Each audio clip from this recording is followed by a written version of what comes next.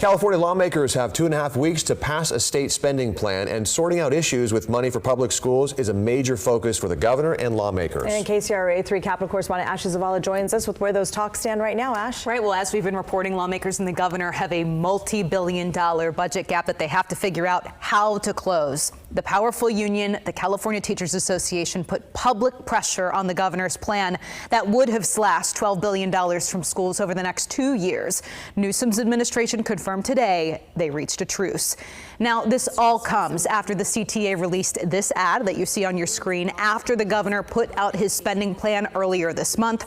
The group warned his plan would result in a crisis for the state's public education system, including larger class sizes, lost teachers, counselors, and other resources. CTA leaders even threatened the possibility of a lawsuit.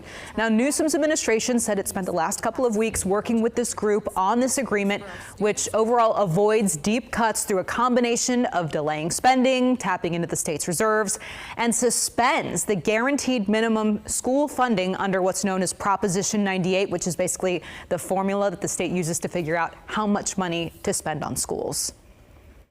The result of those is an agreement that we can both support and that advances those two shared goals.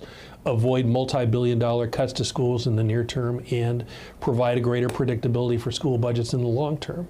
So even though there was some different paths on how to get there, we've reached an agreement that gets us there, and we hope that that goes forward in the final budget.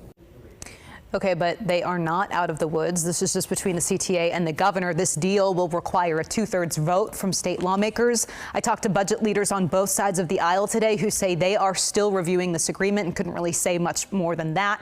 We should note, though, this is just one of several groups that are upset with the proposed cuts across the board. Talks continue, of course, to figure that out, but a lot of tough conversations, and not everyone is going to get what they want. Yeah. How could they? That'd be impossible. In a year like so this one. What's the next step in all of this as they try to nail down a spending plan and figure it out? Yeah, well, we know the Assembly's full budget committee is set to meet Thursday, and according to their agenda, the group plans to adopt a budget plan. Now, I've had a few sources tell me today we could see the details of that plan at some point tomorrow. We know the state Senate also has several meetings scheduled this week to discuss the state spending plan. Again, their deadline is June 15th to pass something, but as we report every year, it is a placeholder for the actual finalized plan between the governor and state lawmakers, so stay tuned. What a process. Great reporting as usual. Thanks, Ashley, Ty. thank you.